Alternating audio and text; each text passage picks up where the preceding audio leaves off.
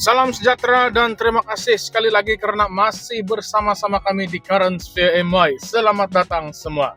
Hari ini kita akan kupas, kita akan ulas satu topik yang panas dan semakin hangat dibualkan di Sabah tentang PRN17 yang bakal menjelang, dan lebih spesifik lagi kenyataan terbaru dari Ketua Menteri Sabah sendiri, Datuk Seri Haji Jinor, yang mendakwa bahwa keluarga GRS berada di dalam keadaan yang baik. Tetapi benarkah semuanya seindah yang digambarkan? Atau ini cuma kosmetik politik untuk meredakan ketegangan dalaman? Jom kita sembang panjang sedikit, kita bercerita panjang sedikit, dan kamu nilailah sendiri. Jadi macam nih kawan-kawan, baru-baru ini Haji Ji mengeluarkan satu kenyataan yang rasmi. Katanya tiada sebarang masalah di dalam keluarga besar Gabungan Rakyat Sabah ataupun GRS. Malah semua presiden parti komponen, ada 8 semuanya, telah berikrar untuk pastikan kemenangan GRS dalam pilihan raya negeri ke-17 yang akan datang. Katanya lagi dia sangat menghargai pandangan dan komitmen mereka. Semua mereka dianggap pemimpin yang matang dan faham pentingnya GRS bersatu sebagai pasukan hadapan menuju pilihan raya. Sekali lagi, kita dengar memang nampak padu. Tetapi bila kita teliti balik sejarah dan perkembangan sebelum ini, ada beberapa perkara yang kita tidak boleh tolak tepi. Dan ini yang kita ingin kupas, yang kita ingin ulas di dalam video ini. Yang kamu pun pasti mau tahu juga. Haji Ji sebenarnya buat kenyataan ini selepas satu sesi minum petang khas diadakan di kediaman rasminya di Srigaya, Kota Kinabalu. Bukan sembarangan jamuan minum ini. Hampir 3 jam beliau duduk berbincang dengan 7 lagi presiden ataupun pemangku presiden parti komponen GRS. Antaranya yang hadir ialah Datuk Seri Dr. Joachim Gunsalam yang sekarang memangku jawatan Presiden PBS, Datuk Seri Dr. Jeffrey Kitingan dari STAR, Tan Sri Pandikar Amin Mulia dari USNO, Tan Sri Anifah Aman dari Parti Cinta Sabah PCS, Datuk Seri Yong Tekli dari SAPP, Datuk Chin Supin dari LDP, dan Tan Sri Liu Yunfah dari Parti Harapan Rakyat Sabah. Turut bersama ialah Timbalan Presiden Gagasan Rakyat Datuk Seri Masidi Manjun. Kita akui, gambar yang dikongsi nampak mesra, semua pun senyum lebar. Tetapi persoalan kita, sejauh manakah senyuman itu jujur? Sejarah politik Sabah ini kita tahu sangat dinamik, sekejap rapat, sekejap renggang. Dan GRS sendiri bukan satu entiti yang lama kukuh macam Barisan Nasional zaman dahulu.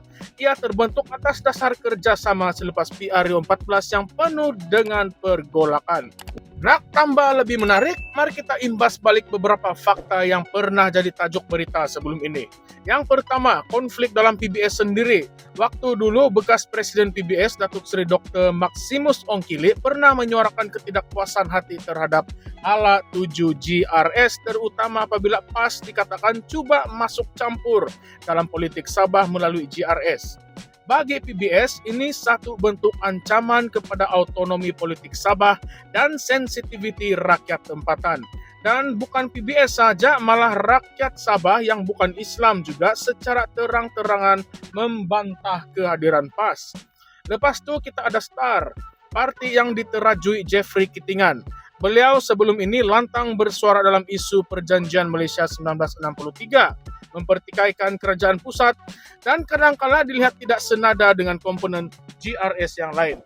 Walaupun dalam mesyuarat Srigaya ini Jeffrey turut serta, kita tidak pasti sama ada suara beliau benar-benar mewakili hati nurani atau sekadar strategi PRN.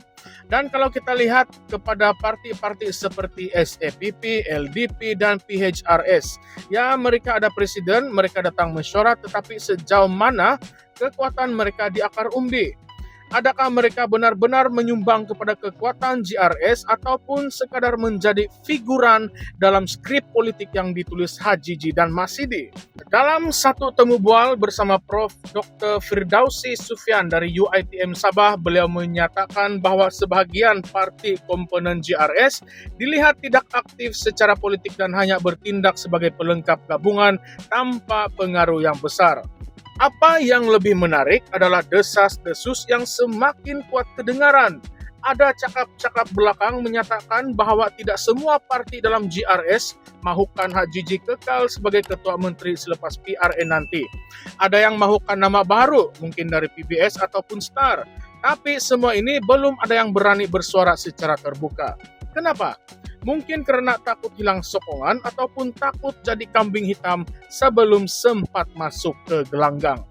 So kawan-kawan, sahabat-sahabat semua, kamu nampakkah apa yang berlaku sekarang ini? Di permukaan memang kelihatan bersatu, tetapi di bawah bergelora. Macam api dalam sekam. Semua parti duduk semeja, minum teh 3 jam. Tapi sejauh mana perbincangan itu ikhlas dan bukan sekadar menampal luka demi nak tunjuk kami semakin kuat. Dan seterusnya, persoalan yang paling penting sekarang, adakah GRS benar-benar bersatu ataupun hanya berpura-pura demi memastikan kemenangan PRN 17? Dan kalau mereka menang pun, siapa sebenarnya yang akan jadi ketua menteri?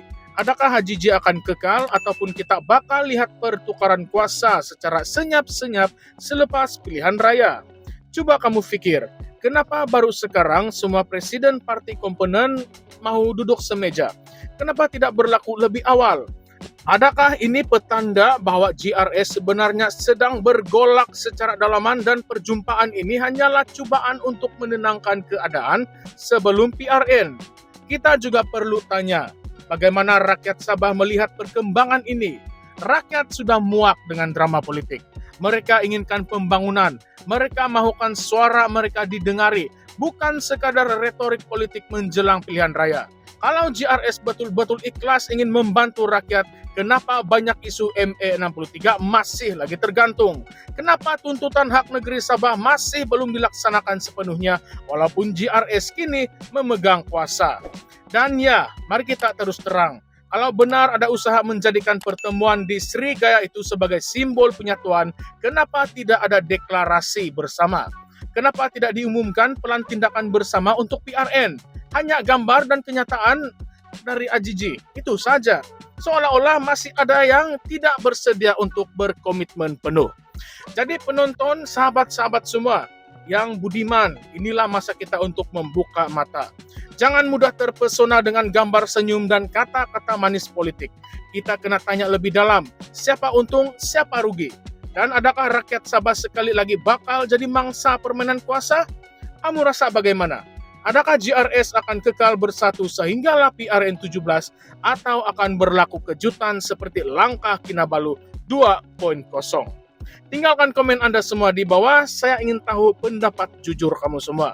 Dan kalau kamu suka video macam ini, jangan lupa untuk tekan butang like, share, dan yang paling penting subscribe channel ini Currents VMY. Sebab di sini kita tidak tapis, kita tidak sembunyi, kita bongkar segalanya. Jumpa lagi di dalam konten panas yang akan datang. Salam hormat dari saya dan terus kekal celik politik semua. Salam sejahtera, terima kasih.